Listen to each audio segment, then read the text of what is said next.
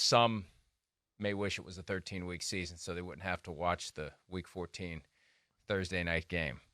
2-10 Patriots. I never would have expected to look at the record of the New England Patriots and see 2 wins against 10 losses, yet here we are. They take on the Steelers, who are 7-5. Steelers are favored by 6.5, but the over-under is 30. It's the lowest. It's hilarious. To see that is hilarious. In the NFL since 1993. Wow. 30 is the over-under. I'm intrigued on who that was. I'm inclined to think it will go under 30. I feel like 30 is a little too high. I mean, 30 would be like point explosion in this type of football game. It's the type of game, and it would, first off, as much of a train wreck as the New England Patriots are in their offense, we've noted this week, the defense is legit. I mean, to lose 3 games and not let up more than 10 points is really a remarkable feat. It makes you wonder if you didn't see that, you'd go, do they know the forward pass was invented? Do they know? I mean, it's crazy. But either way, yeah, I'm with you, Mike. I mean, this game's got 13-10, 14-10, about as high as it goes there. Maybe 17-10. I don't see anything more than that. But I think points are at a premium in a big way tonight. There were 3 games on December 26 of 1993 that had over-unders of 28 or 29. Wow. And 3 games in 93 had over-unders of 30. So I need to keep, well, here it is. You got it? We have Indianapolis at New England. 12/26/1993, the over-under was 28. Detroit at Chicago, that same day, over-under of 28. And that same day, New Orleans at Philadelphia, over-under of 29.5. I don't know if it was like horrible weather that day or something. Well, it's definitely 93.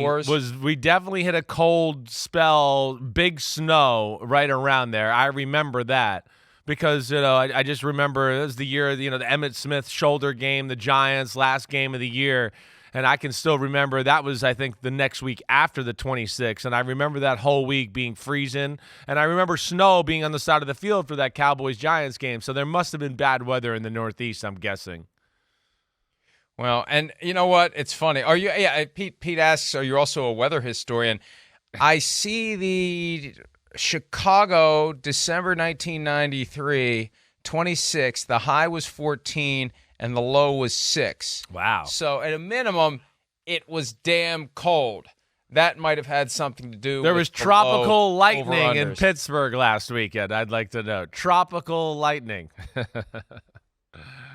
Well, I doubt that there's going to be any tonight, either on the field or off of it.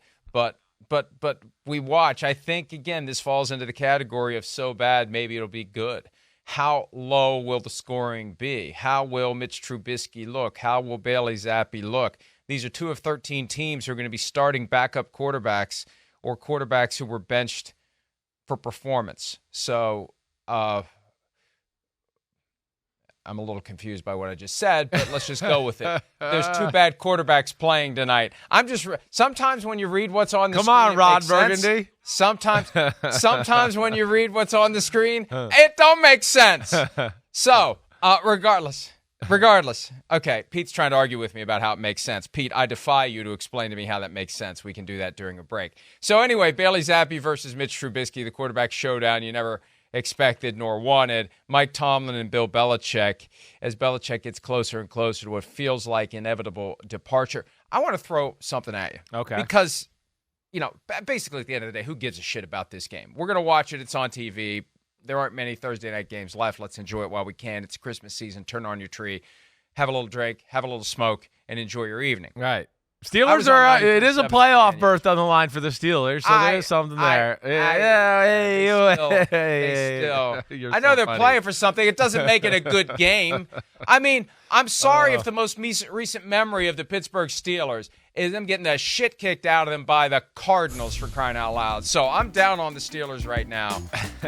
And yes, they are the 5. Somehow they're the 5 seed. Yeah, that's there should right. be a rule that if you lose to a 2-10 team, it counts as 3 losses in the standings, not You're one. funny. So So anyway, let me throw this by you. Yeah.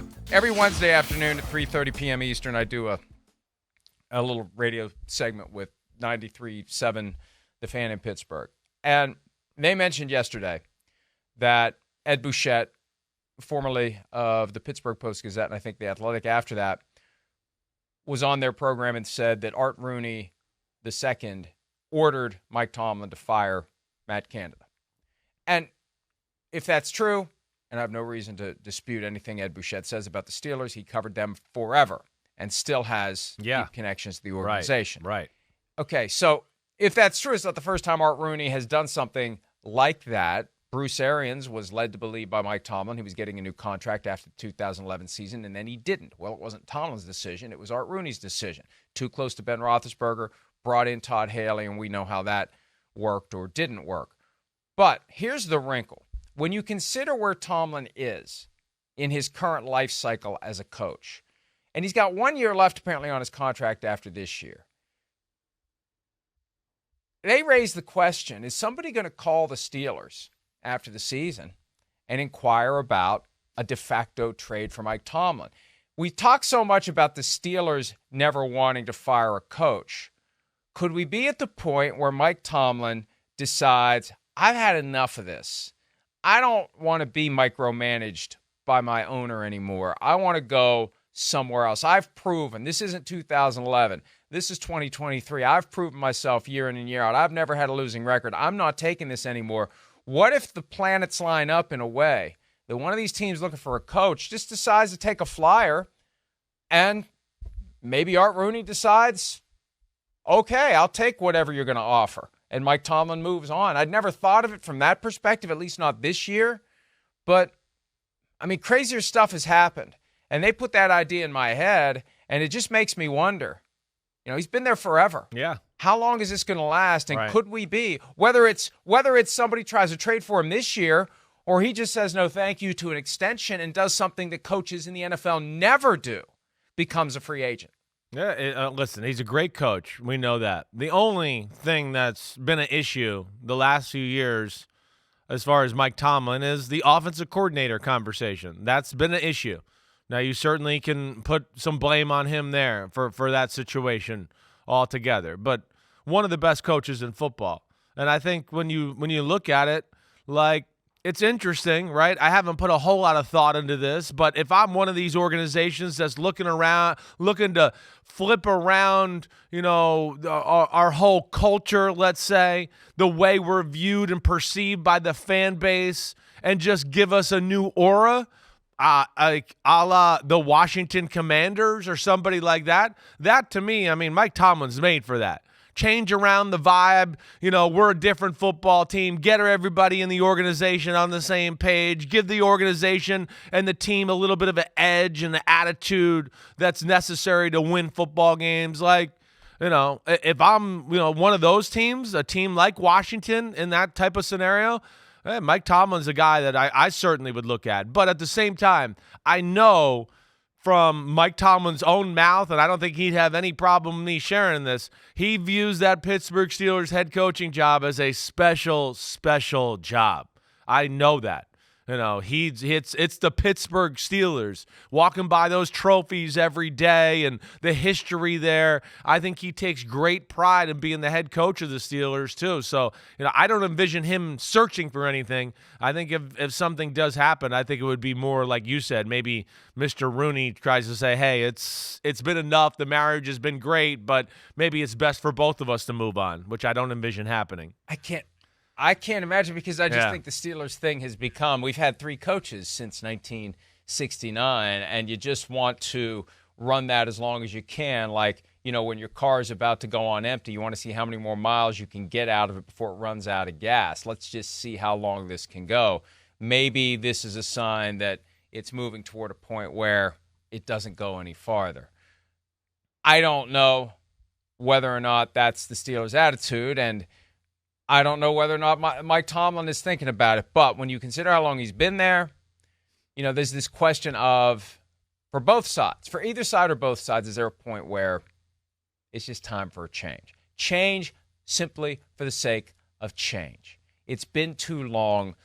change is going to benefit everyone. I don't know. Because there's also something to be said for continuing to ride it out all the way until he's ready to retire.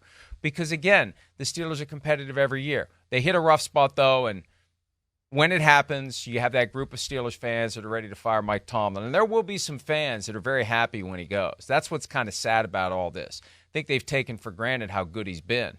And you never know who the replacement is going to be and whether or not they're going to be any good. But these are things to factor into how the future may unfold, especially if they miss the playoffs. Yeah. Right now, again, after what I saw on Sunday, I'm wrestling with this game. We're going to do the picks later this morning. I'm wrestling with this game because it wouldn't surprise me if the Patriots have a little trick up their sleeves for the Steelers tonight. Hi, it's Mike Florio. Thanks for watching PFT on YouTube. Hit subscribe for the latest news and analysis from Pro Football Talk.